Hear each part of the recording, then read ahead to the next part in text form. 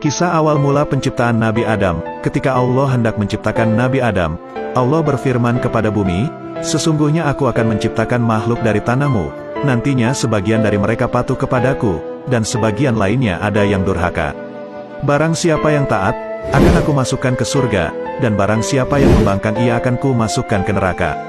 Kemudian Allah memerintahkan kepada malaikat Jibril untuk mengambil segenggam tanah dari bumi. Ketika Jibril datang, bumi langsung bersumpah dan berkata, "Demi Allah, jangan engkau mengambil bagian dariku, jika hanya untuk menjadi bagian ahli neraka." Hal ini menjadikan malaikat Jibril kembali, ia tidak menjadi mengambil tanah bumi. Ia bermunajat kepada Allah, "Wahai Tuhanku, bumi telah bersumpah dan berlindung dengan namamu. Aku tidak jadi untuk mengambilnya." Kemudian Allah memerintahkan malaikat Mikail untuk mengambilnya, tetapi ia juga tidak berhasil, karena sumpah bumi yang diucapkan padanya.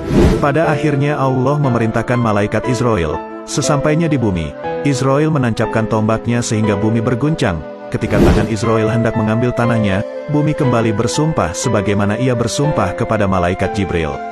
Malaikat Israel menjawab, "Wahai bumi, perintah Allah lebih baik untuk dilaksanakan daripada sumpahmu." Israel meneruskan untuk mengambil tanahnya. Ia ambil tanah dari 4 arah bumi, dan juga mengambil tanah dari bagian gunung dan bagian dataran rendah. Ketika usai, tanah itu ia bawa ke hadapan Allah.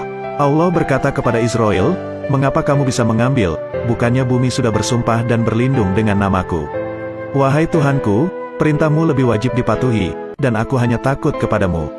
Mendengar jawaban malaikat Israel, Allah berkata kepadanya, "Kalau gitu engkau aku jadikan malaikat pencabut nyawa dari para makhluk.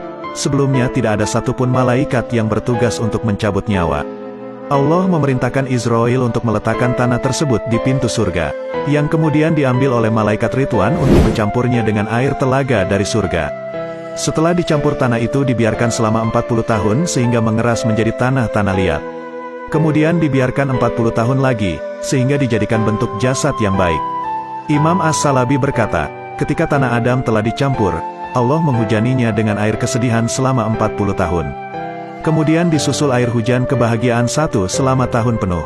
Hal inilah menjadikan kebanyakan manusia di dunia lebih banyak berduka daripada bahagia. Setelah semua proses selesai, Allah menampakkan bentuk fisik Nabi Adam.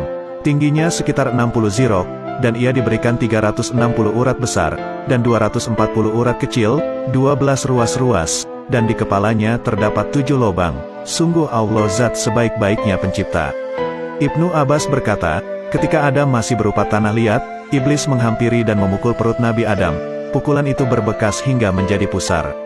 Penyebab iblis memukul pusar Nabi Adam, ia ingin tahu apakah Nabi Adam bisa dimasuki apa tidak.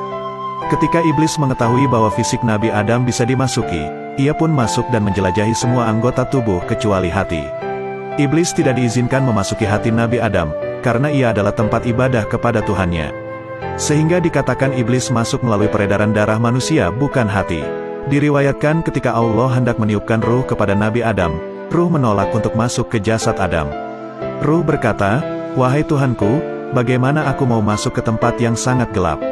Allah terus memerintahkannya sampai 3 kali. Akhirnya ruh masuk ke jasad Nabi Adam dalam keadaan tidak senang. Allah berfirman kepada ruh, "Wahai ruh, seandainya kamu masuk ke jasad Adam dalam keadaan taat, niscaya engkau keluar dalam ketaatan. Tetapi aku sudah mengetahui bahwa engkau akan masuk dalam keadaan terpaksa dan keluar juga dalam keadaan terpaksa." Ketika ruh masuk melalui otak Nabi Adam, ruh berputar-putar selama 100 tahun, kemudian ia turun kepada 2 mata Nabi Adam. Kedua mata Nabi Adam pun terbuka, dan ia mulai melihat jasadnya seperti tanah liat yang mengering.